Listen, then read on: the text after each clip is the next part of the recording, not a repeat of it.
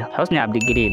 برضه حسني عبد الجليل ممثل بس ناس كتير قوي ما تعرفش اسمه، وهو شارك في العديد من الافلام وتميز بادوار الشر كلها، وما يعرفش كتير ان هو حصل على احدى الدبلومات الفنيه من قبل وزاره الفن. نصر سيف.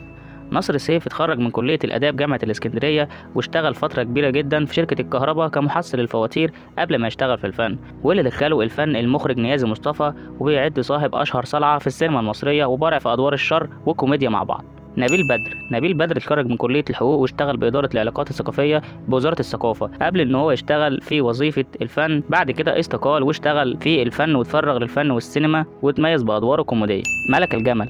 برضه ملك الجمل من اكتر الفنانات اللي اتشهروا بدور الشر في السينما. ملك الجمل برضه عملت ادوار كتيره جدا، اغلبيتها بتبقى تكون ساكته، لكن هي بتطلع في ادوار شر، ومن اشهر ادوارها هو دور حكمت في فيلم الشموع السوداء. مختار حسين.